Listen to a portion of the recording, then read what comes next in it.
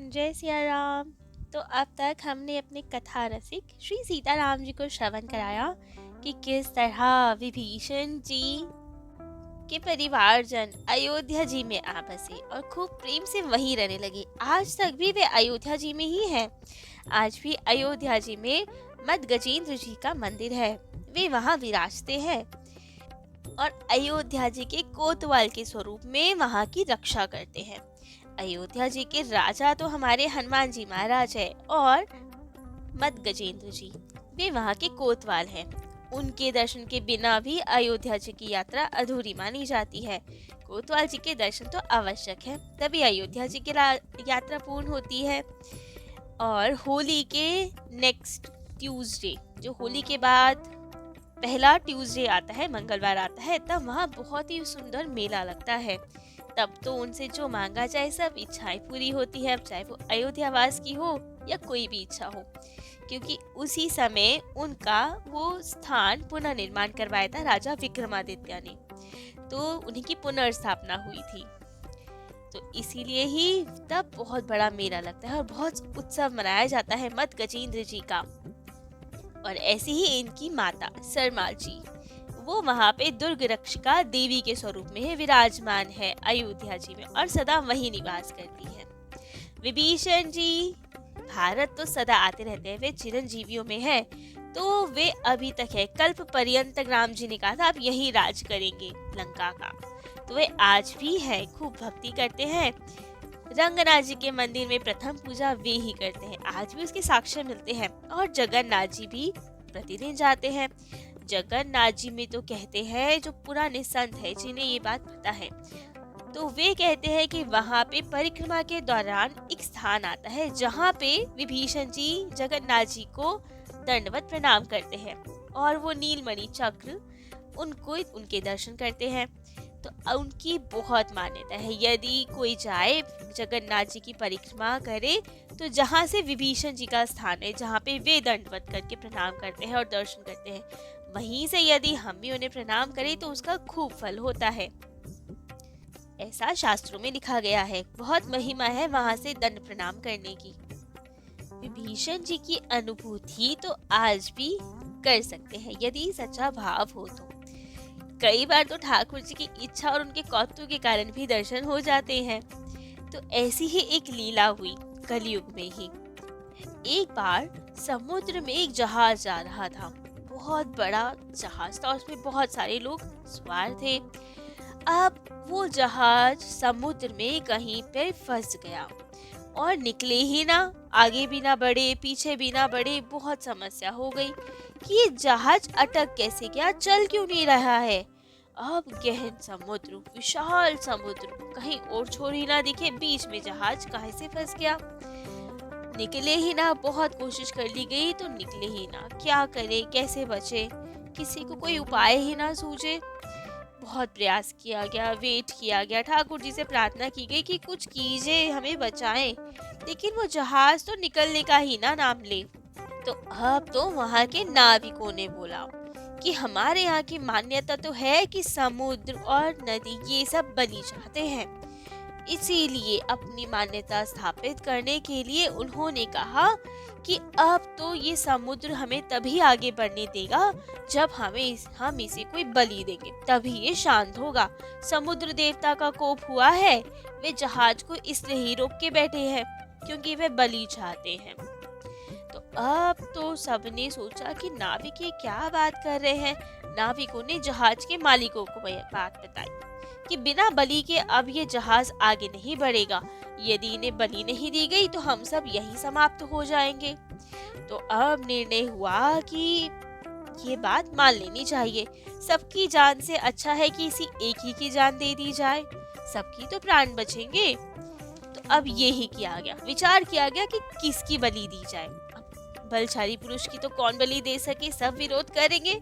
लेकिन वहां पे एक पंगु व्यक्ति, पंगु अर्थात जो पैरों से लाचार था, जिनके पैर हष्ट पुष्ट नहीं थे, तो अब सबकी दृष्टि उस पे गई और सबने कहा इसी मनुष्य की बलि दे दी जाए, क्योंकि वे अपने आप को ज्यादा संपन्न समझते थे और उसे निर्बल दुर्बल समझते थे कि ये तो क्या ही करेगा जीकर, अपंग तो है ही, तो इसी की बलि दे दी जाए। अब उस अकेले व्यक्ति का तो किसी पे जोर भी क्या चलता। सारे के सारे लोग इकट्ठे हुए और सब ने निश्चय कर लिया कि इसी पंगु व्यक्ति की बलि देंगे अब तो हम, तभी हमारे समुद्र देवता प्रसन्न होंगे और हमें आगे जाने देंगे। और अब सब ने मिलकर उसको उठाया और समुद्र में फेंक दिया कि हे समुद्र देवता, ये बलि स्वीकार करे। अब तो उसने फेंका और क्या, वो तो डुबकियां लगाए, बचाओ बचाओ चलाए, ठाकुर जी को याद करे कि हे ठाकुर जी मेरे प्राणों की रक्षा कीजिए। तब तो जाको राखे साइया, मार सके ना कोई, बाल न पाका कर सके जो जग बैरी होए। अब ये तो सिद्ध करना ही था, जो ठाकुर जी भव सागर में डूबे हुए को बचाने का सामर्थ्य रखते हैं, तो ये समुद्र क्या चीज है उनकी आगे, इससे बचाना कौन सी बड़ी बात है। तो बस उसकी पुकारते ही कि ठाकुर जी मेरी रक्षा कीजिए, ठाकुर जी ने तो अपनी लीला ही की, और जैसे तरंगों में गेंद उछले ऐसे ही वो तरंगों में बहता बहता लंका टापू से जा लगा, लंका के पास पहुंच गया। अब लंका के किनारे तो बहुत बड़े बड़े राक्षस थे, दिव्य स्वरूप में थे, जो हमें तो नहीं दिखते, लेकिन ठाकुर जी की लीला थी तो उन्हें तो दर्शन हो रहे थे उनके। तो अब वो राक्षसों को तो बहुत दिव्य लगा ये कि ये कैसा जंतु आया है आज लंका में, क्योंकि उन्होंने कभी मनुष्य नहीं देखे थे। उन्हें लगा कि ये कैसा अजीब सा छोटा सा प्राणी है, बड़ा प्यारा लग रहा है, और वैसे भी वो पंगु थे तो शायद उनकी आकृति कुछ और भी कम हो, तो उन्हें लगा कि ये तो बड़ा अजीब सा जीव है, इसे लेके चलते हैं, हमारे राजा तो बहुत प्रसन्न होंगे इसे देखकर, खिलौने जैसा लग रहा है ये तो। अब उन्हें वो छोटा सा जंतु, वो तो बहुत बड़े थे तो उन्हें ह्यूमन तो बहुत छोटा लग रहा था। तो बस बड़े खुश होकर कौतूहलवश उसे गोद में उठाया और सोचा कि अपने राजा विभीषण जी को दिखाएंगे, वे तो बड़े खुश हो जाएंगे। उसे ही उछालते कूदते बेचारे को विभीषण जी के पास लेकर आए, और उधर वो जहाज कैसे न कैसे चल पड़ा और आगे की यात्रा करने लगा। और यहाँ पे अब तो वे बड़े प्रसन्न होके आए कि महाराज देखिए आज हम क्या लेकर आए हैं आपके लिए, कितना अजीब सा जंतु है लेकिन प्यारा सा है। तो अब उससे वो तो खेलते, कभी उछालते कभी गिराते, उसको तो बहुत डर लगे। लेकिन विभीषण जी ने जैसे ही देखा कि क्या लाए हैं और उन्हें दिखाई दिया कि ये तो मनुष्य है, तो विभीषण जी की तो आंखों में प्रेम आंसू, वे तो अपने सिंहासन से कूद पड़े और आके दंड प्रणाम किया और कहा कि इसे तो नीचे उतारिए, ये तो हमारा बहुत प्रिय है, ये तो हमारा सम्मान करने योग्य है। तो राक्षसों ने नीचे उतारा और सोचा कि ये जंतु, महाराज इसका इतना सम्मान क्यों कर रहे हैं, ये रो क्यों रहे हैं। तब तो विभीषण जी के इतने भाव उदय हुए, वे तो रोने लगे, प्रेम आश्रु थे हुए। उन्होंने कहा कि ये जो है ना, ये तो मेरे को मेरी राम जी की स्मृति करा रहे हैं, मेरे राम जी भी ऐसे ही दिखते हैं, 2 हाथ है उनके और बहुत सुंदर है। वो तो पंगु था लेकिन राम जी तो नहीं, लेकिन फिर भी आकृति तो वो थी, मनुष्य तो था ना वो। तो बस राम जी भी तो मनुष्य स्वरूप में थे, तो वे तो बहुत ही प्रसन्न हुआ कि इसको देखकर तो मुझे मेरे राम जी की बहुत याद आ गई, तो ये भी मुझे बहुत प्रिय लग रहा है। भक्तों का ये स्वभाव होता है कि अपने इष्ट की स्मृति कराने वाली हर वस्तु, हर एक चीज उसे बहुत प्रिय लगती है। जिस भी चीज से उनको ठाकुर जी की स्मृति हो, उनकी याद आ जाए, वो तो उनको प्राणों से भी प्रिय लगती है, अपने ठाकुर जी जितनी ही प्रिय लगती है। जैसे कि मानस जी में भी लिखा है, कपि तव दरस सकल दुख बीते, मिलहु आज मुहि राम प्रीते। कि हनुमान जी का दर्शन करके उन्हें इतनी प्रसन्नता हुई कि जैसे राम जी ही मिल गए हों। जब भरत जी को वो संदेश देने गए थे कि राम जी वापस आ गए, भरत जी ने इतने प्रेम से उन्हें हृदय से लगाया ना कि मुझे ऐसा लग रहा है कि आज मुझे मेरे राम जी ही मिल गए हों, क्योंकि आप राम जी का संदेश देने आए हो, राम जी के बारे में बताने आए हो, उनकी याद दिलाने आए हो। तो इसीलिए विभीषण जी को भी वो बहुत ही प्रिय लगा कि मेरे राम जी ऐसे ही हैं, इसी मनुष्य स्वरूप में है। तो पहली बार लंका में इतने समय बाद कोई मनुष्य आया तो वो बहुत उनका आदर सत्कार किया, उनको नए वस्त्र दिए, अलंकारों से उसे सजाया, खूब प्रेम से भोजन करवाया, इतने सारे भोजन बनवाए अलग अलग प्रकार के। और तो बहुत ही प्रसन्न कि आज तो मुझसे जो भी कुछ मांगे मैं सब देने को तैयार हूँ, आज मैं बहुत प्रसन्न हूँ। और विभीषण जी तो भाव विभोर उनके दर्शन कर रहे, अपने सिंहासन पे बिठाए हैं उसे और खूब उनकी सेवा को तत्पर कि ये कुछ कहे तो हम वो आज्ञा माने।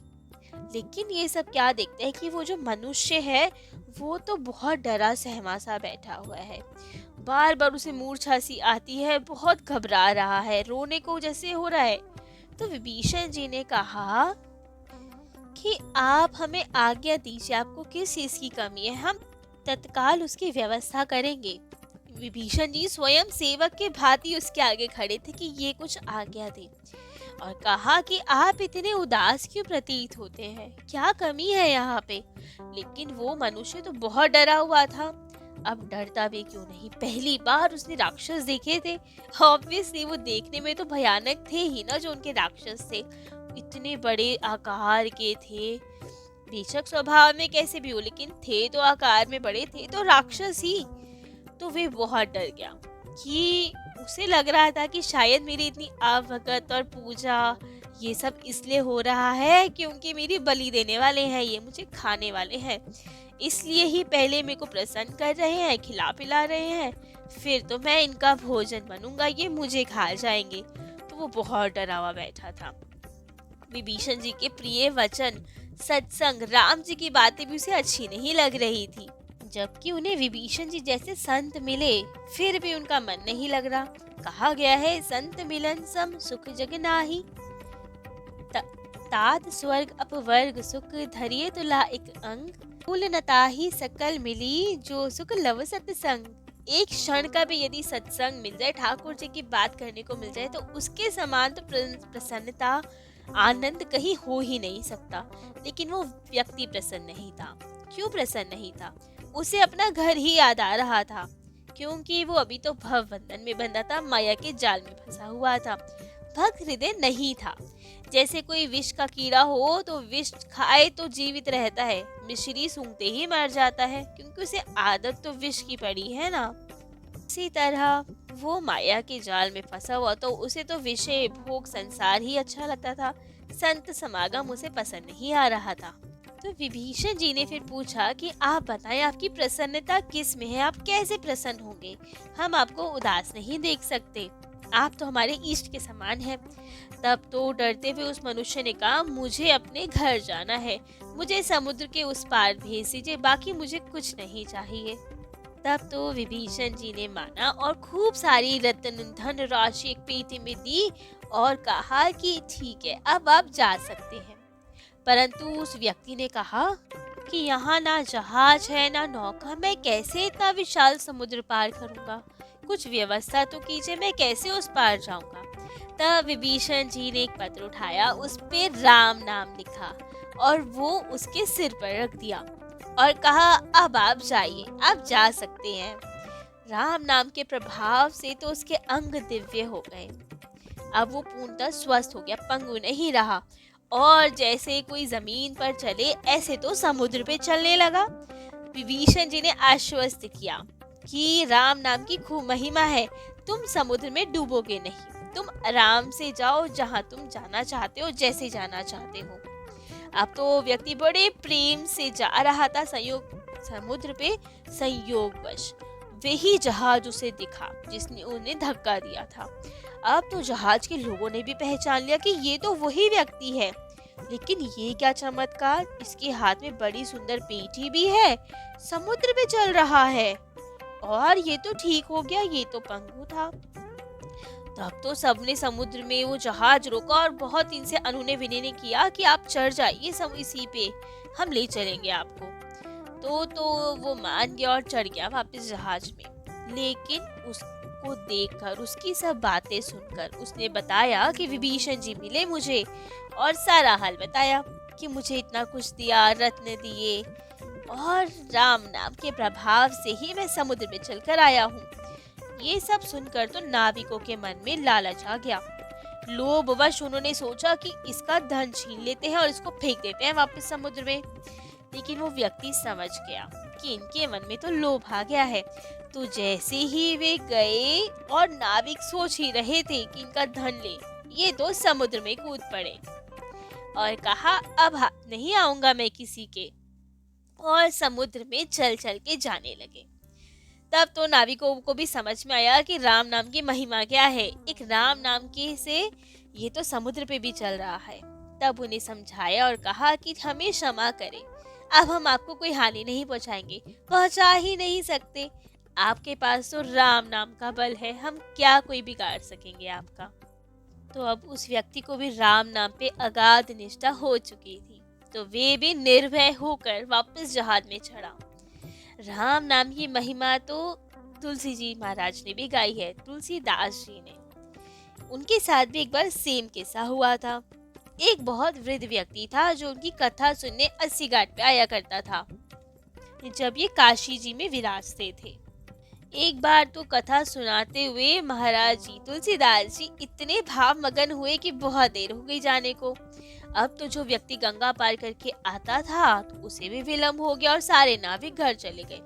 तब तो वे बहुत रोया और तुलसीदास जी से कहा कि भगवान अब मैं घर कैसे जाऊंगा, मैं यहीं रह गया, मुझे तो घर जाना है, सारे नाविक चले गए दूर, मैं कैसे घर जाऊंगा।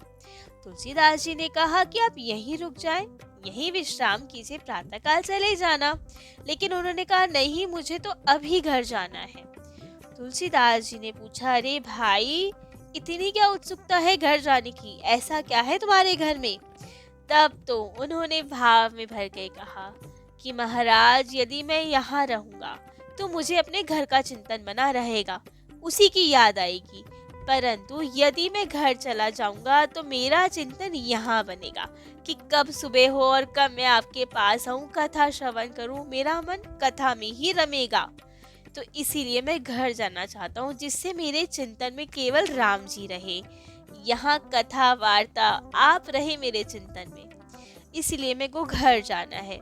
यहाँ रहूंगा तो मुझे उन्हीं का विचार बना रहेगा, घर वालों का। तो अब ये सुनकर तो तुलसीदास जी बहुत प्रसन्न। तो फिर तुलसीदास जी ने एक तुलसी जी का पत्र लिया, उसका पत्ता लिया और उसमें राम नाम लिखा, उसको बिना दिखाए, और उसको कहा हाथ आगे बढ़ाओ, और वो तुलसी जी का पत्र उसकी मुट्ठी में रखा और कहा बंद कर लो इसे और खोलना नहीं जब तक पार ना जाओ। तब तो वे बड़ा हैरान कि ऐसे कैसे मंत्र लिखा है, इन्होंने क्या लिखा है ऐसा जिससे मैं गंगा पार कर जाऊंगा। लेकिन महाराज जी ने कहा है खोलना नहीं है हाथ, तो ठीक है। अब तो तुलसीदास जी का नाम लेकर और मुट्ठी बंद करे हुए वे गंगा जी की ओर बढ़ने लगा। डर तो रहा था कहीं डूब ना जाऊं, लेकिन तुलसीदास जी ने कहा सीधा सीधा बस चलते चले जाओ, मुट्ठी खोलना नहीं। तब तो वे राम जी का नाम लेते लेते चलने लगा, और ये क्या, वे तो गंगा जी में चलने लगा। तो बहुत चलते चलते जब किनारा आने ही वाला था, तब उसके मन में उत्सुकता जगी कि देखूं तो सही तुलसीदास जी ने ऐसा कौन सा मंत्र लिखा है जो मैं गंगा जी को बिना नाव के पार कर पाया, ऐसा कौन सा मंत्र है। उसने खोल के वो पत्र देख लिया जिसमें लिखा था श्री सीताराम। अब तो वो देख के उसके मन में भाव आया कि ये तो मुझे भी पता है, इसमें कौन सा महामंत्र है। इतना सोचते ही अब तो वो डूबने लगा, और डुबकियां लगने लगी, डूबने ही वाला था। तब तो उसने कहा हे तुलसीदास जी के राम नाम मुझे बचाइए। इतना कहते ही वापस गंगा मैया ने उसे संभाला और तट पर छोड़ दिया। अब ये हुआ क्यों? ये इसलिए हुआ क्योंकि एक संत से उन्होंने कंपैरिजन किया, स्पर्धा की। संत में जितनी निष्ठा थी, एक संत में नाम के प्रति जितनी निष्ठा होती है, वो सब में नहीं होती। तुलसीदास जी ने राम मंत्र पे इतना भरोसा किया कि ये पार कर जाएगा, तो राम नाम महाराज ने पार कर दिया। और उस व्यक्ति को उस पे भरोसा ही नहीं था इतना, तो वो कैसे पार करता। समुद्र पे जो पत्थर तरते हैं वो विश्वास पे तरते हैं, नाम पे यदि विश्वास हो। तो इसीलिए एक महान संत के प्रति उसके मन में अभाव आ गया था, उनकी निष्ठा के प्रति अभाव आ गया था कि ये तो कोई महामंत्र नहीं, ये तो मैं भी जानता हूँ, इसमें क्या स्पेशल है। तो इसलिए गंगा मैया ने पटक दिया उसे बढ़िया से। लेकिन तुलसीदास जी महाराज में अपार निष्ठा थी नाम के प्रति, बहुत ज्यादा निष्ठा। तो जैसे ही उन्होंने कहा, हे तुलसीदास जी के राम नाम मेरी रक्षा कीजिए, तो संत के नाम के प्रभाव से वे पार हो गए, क्योंकि तुलसीदास जी को नाम में बहुत विश्वास था। तो नाम महाराज ने रक्षा की। ऐसे ही एक और कथा आती है वृंदावन की। एक महाराज भागवत जी की कथा सुनाते थे। एक गुजरी थी जो दूध दही बेच के आया करती थी। एक दिन उसने सोचा कि क्यों ना यहाँ भागवत हो रही है, कुछ सुन ही लूं, थोड़ा सुस्ता भी लूंगी। तो उन्होंने वे कथा सुनी भागवत जी की, जिसमें उस वक्त महाराज जी व्यास जी बता रहे थे कि श्री कृष्ण नाम लेने से तो भव सागर पार हो जाता है। अब तो ये बात उसने गांठ मार ली। अभी तक तो उसे यमुना जी के पार जाने पे नाविक को पैसे देने पड़ते थे, जो उसे बहुत दुखते थे कि मैं इतना कमा के लाती हूँ और डेली मुझे इस नाविक को पैसे देने पड़ते हैं यमुना जी पार करने के लिए, क्योंकि उसका घर यमुना जी के दूसरी तरफ था। अब तो जब उसने ये बात सुनी कि श्री कृष्ण नाम से तो भव सागर भी पार हो जाता है, तो उसे लगा कि अरे ये तो बहुत अच्छा तरीका है। जब भव सागर पार हो जाता है मतलब समुद्र पार हो जाता है। उसके हिसाब से तो भव सागर कोई समुद्र का नाम था। उन्होंने कहा जब समुद्र पार कर सकते हैं तो ये तो यमुना जी है, नदी है, समुद्र से तो छोटी ही है, तो ये क्यों नहीं पार होंगी। मैं तो क्यों नाविक को पैसे दूं, मैं तो अब ऐसे ही पार जाया करूंगी। और अब उसमें सहज ही विश्वास नाम के प्रति कि कृष्ण कृष्ण बोलने से तो भवसागर पार होगा, तो यमुना जी भी पार हो जाएगी। अब तो उसने कुछ विचार किया ही नहीं, क्योंकि सरल हृदय था। सहज बुद्धि से ही, सहज विश्वास से ही श्री कृष्ण बोलती गई और चलती चली गई। और सच में जब ना महाराज पे इतना विश्वास, तो वे विश्वास तोड़ने नहीं देंगे। तो उसके विश्वास के भरोसे ही अब तो वे यमुना जी पे चलकर जाने लगी। और अब तो नित्य का यही नियम बन जाता, दूध दही बेच के आती और श्री कृष्ण श्री कृष्ण श्री कृष्ण श्री कृष्ण जपती रहती और यमुना जी के पार चली जाती। एक दिन तो उसने सोचा कि बहुत पैसे बच गए महाराज जी के कारण, तो क्यों ना कभी इनका न्योता किया जाए, घर पे इनकी सेवा पूजा की जाए, इन्हीं के कारण तो इतने पैसे बच गए। और क्या अनोखा तरीका मिला यमुना जी का पार जाने का। तो वे गई और महाराज जी के चरणों में प्रार्थना की और कहा कि आप हमारे घर पधारे और वहीं भोजन प्रसादी करें। महाराज जी भी सहज भाव से स्वीकृति दे दी। अब तो वे लिवा के ले चली महाराज जी को। यमुना जी के तट पर आए। महाराज जी ने कहा कि नाविक को रोकते हैं अभी कुछ, फिर चलेंगे। तो उस गुजरी ने कहा नहीं नहीं महाराज, नाविक की क्या जरूरत है, ऐसे ही चलेंगे। महाराज जी देखते रह गए कि ये क्या बोल रही है। उन्होंने कहा ऐसे कैसे जाएंगे। तब तो गुजरी ने बताया, कहा महाराज आप भूल गए, आपने ही तो मुझे बताया था श्री कृष्ण नाम से तो भव सागर भी पार हो जाता है, तो ये तो यमुना जी है, ये भी पार हो जाएंगी, मैं तो रोज ऐसे ही जाती हूँ। वे तो सुन के बहुत हैरान, क्योंकि उन्होंने केवल बोला था, समझा नहीं था इस बात को, ना विश्वास था इतना जितना विश्वास गुजरी को था। अब तो गुजरी ने कहा महाराज चलो मेरे पीछे पीछे चलो, श्री कृष्ण बोलते हुए ही चलेंगे, नाविक के पैसे नहीं देने हमें। अब तो क्या वो गुजरी आगे आगे चलने लगी और सच में यमुना जी पे चलने लगी। वो तो देख के हैरान महाराज जी कि ये तो क्या चमत्कार है। वहाँ पे पीछे मुड़ के देखा उन्होंने तो अरे महाराज जी तो वहीं रह गए। पुनः आई और कहा महाराज जी चलिए। अब महाराज जी ने टाल मटोल तो की, लेकिन उनके आगे चली नहीं। महाराज जी का हाथ पकड़ा और कहा कि चलो बोलो श्री कृष्ण ऐसे ही चलेंगे। लेकिन महाराज जी का तो विश्वास नहीं, वे तो डूबने लगे। बार बार गोते खाते डूबने वाले होते। गुजरी ने सोचा ये क्या हो गया, महाराज जी क्यों डूब रहे हैं। तब तो गुजरी ने हाथ पकड़े और स्वयं उनको भी पार किया, खुद भी पार गई। अब वहां जाके तो महाराज जी भाभी भूल की आप तो हमारी भी पूज्य हैं, आपके जैसा विश्वास मुझ में कहाँ, मैं तो डूब रहा था, लेकिन आपने इतना विश्वास रखा उस नाम में कि आप पार हो गए और मुझे भी पार कर दिया। तो ये है नाम की महिमा, नाम पे विश्वास। ऐसा ही विश्वास विभीषण जी को भी है श्री राम नाम पे, जिसके भरोसे उन्होंने उस व्यक्ति को पार भेज दिया समुद्र से। तो ऐसे हैं ठाकुर जी के परम प्रिय भक्त, जिनका सुमिरन स्वयं राम जी करते हैं, विभीषण जी। तो आज इनके चरित्र में इतना ही। इनका चरित्र हम यही विश्राम देते हैं। कल किसी अन्य भक्त की कथा अपने कथा रसिक श्री सीताराम जी को श्रवण कराएंगे। आज के लिए इतना ही। जय जय श्री सीताराम।